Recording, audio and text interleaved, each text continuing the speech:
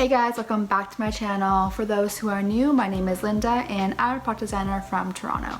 So I know I've been MIA for the past 3 weeks not uploading on YouTube. Sorry guys, but I promise it's for the better. Basically, after my life update video, I was feeling very defeated and discouraged just because of the whole job hunting process, getting rejected and stuff like that.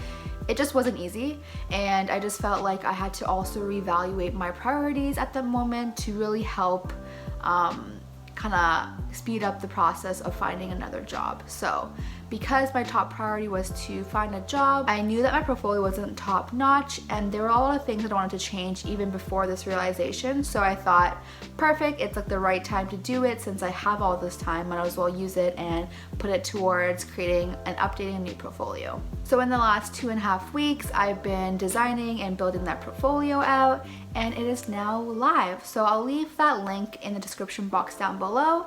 But for today's video, I'll be talking through kind of the process behind why and how I decided to create a new portfolio. So stay tuned and please keep on watching.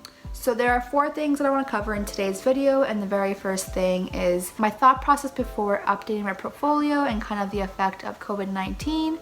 2 is switching from Squarespace to Webflow. The third one is showing you guys my new portfolio, and the last is kind of tips and advice when creating your own portfolio as well. So let's go through the thought process before updating my portfolio. And like I said earlier, before this realization, I always knew that my portfolio wasn't the strongest, especially with the work that I did have.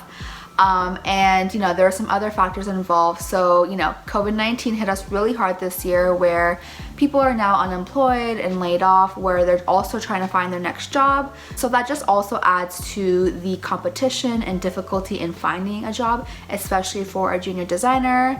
And then another factor is that UX product design is becoming so big and very popular at the moment, where again, there's a big influx of new people coming into it, again, finding a job as well. So you can only imagine, how competitive it is at the moment, especially for a junior designer. And then lastly, it was because I also had a new project that I want to showcase, and I thought this would be the perfect time to do all of those things and kind of update my new portfolio that way.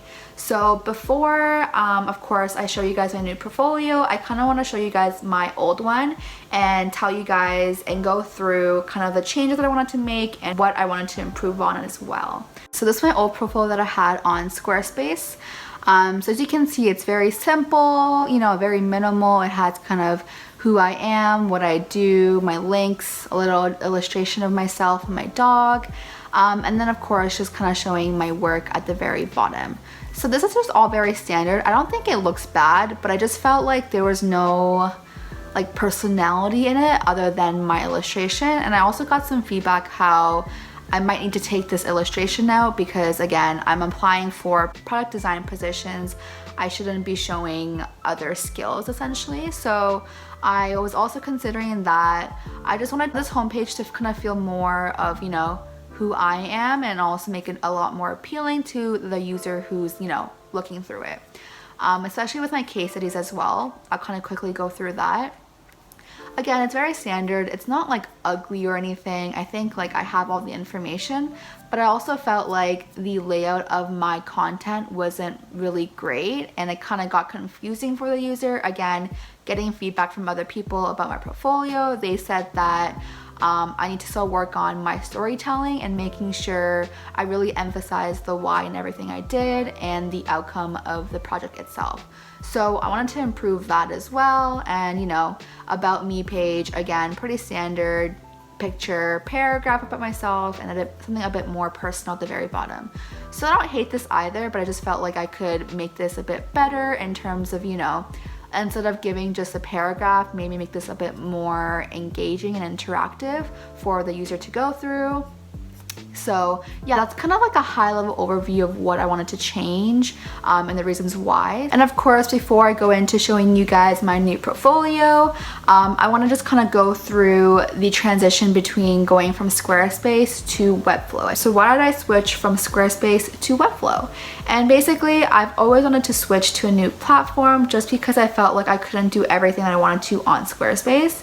And what I mean by that is, although Squarespace is very easy to use, And I think it's great for beginners who don't want to think too much about the portfolio and want a decent looking portfolio. Squarespace is a great option, but there's just not much customizability to the platform, which also plays into, you know, how easy it is to use. So there's pros and cons to everything, but as a growing designer, I've realized even though it didn't look bad, I just felt like it wasn't really me, if you know what I mean. There wasn't like a representation of who I was through the portfolio, and I knew that I couldn't achieve that through using Squarespace. So knowing Webflow is the new big thing right now, everyone is raving about it, and it being a no-code platform, it's been very popular amongst designers who don't really know how to code. So I just thought I would try it out and see for myself what all this hype is about. So after I designed my portfolio on Figma, I actually started building it out on Webflow after. And someone who has no experience using Webflow, or you know, no experience coding or knowing how to code, it took me around a week and a half to finish building the portfolio onto Webflow, which I think is, you know, not that long at all, especially for using a new tool. And I would definitely say there was a learning curve to it, but they do such a great job in providing tutorials and resources online on their site where I had no trouble finding help when I needed it. And the best part is I was able to replicate my design that I made on Figma onto Webflow, and they basically look identical, which is really hard to do with website builders. So you just know how customizable Webflow is. Honestly, I love Webflow, and I probably won't go back to Squarespace. Sorry, Squarespace. But just because of how much I can accomplish on the platform itself. So 10 out of 10. So now part of the video that you guys have been all waiting for, and that is, what does my new portfolio look like now? I won't go too in depth into the portfolio, but more of a high level overview, and yeah, let's get right into it. So for my homepage, I still wanted to keep it pretty simple, but the main focus on my work, of course, which is why I kind of have the CTA as view work. And since this is the very first page people would see, I wanted it to look appealing as well, which is why the use of all the different colors on the different case studies, and kind of a clear CTA to view each of the case studies. And of course, the footer is pretty standard with a CTA to contact me if they're interested to learn more, or you know, just want to chat with me as well. So for the homepage, very standard in terms of, again, I want to keep it simple but more appealing and put in my own little zest into it. So for my case studies is where I change a lot more in terms of layout and content I want to showcase. So for example, we'll go into Up Habit and we'll do the onboarding MVP case study here. And essentially, I wanted to work on more of my storytelling, like I said earlier. So I did just that, making sure, you know, I go through the beginning, an overview, the problem, solution, and then go into the process and make sure everything kind of flows nicely with each other and makes sense. I'm really working on kind of rationalizing every decision that I do make within the process and make sure I showcase that. I also got feedback from my old portfolio that I should give more of a high-level overview for each project before showing the process. So I did that as well. So as you can see, I go through an overview, the problem, and then the solution. So if someone is looking through this and they want to read more into it, they can see the process, or they can just kind of see the final design if they want to just see what the final outcome was, essentially. So that's that for those case studies. I was just working more on kind of making sure everything flows together. I'm doing the storytelling and rationalizing every decision that I did make. And then the about me, like I said earlier, I wanted this to be a little bit more creative, and I wanted this to be a lot more interesting for the user to read. So, you know, just introducing who I am and going through my design journey.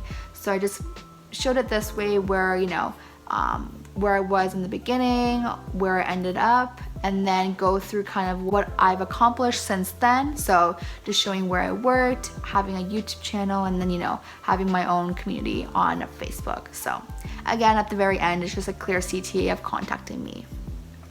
And the very last thing I added was a contact me page. It's very standard, nothing special to it, just shows where they can contact me and a clear CTA of that. So the very last thing I want to cover today is what I learned from this process and some tips and advice that I can share with you guys. after going through this myself. So there are two main things that I want to kind of talk through, and the very first thing is making sure you have 3 solid projects before showcasing it on a portfolio. And I say this because if you're not 100% about a project, there's no point in spending time in creating case study to put on your portfolio, because I just feel like at the end of the day you're gonna replace that case study anyway, so what's the point of doing double the amount of work when you can just put out a really solid case study, make sure it's the best one you got and you're proud of it, and that way you have it out of the way. So the second thing is, it's okay to take inspiration from others, but make sure it still represents you.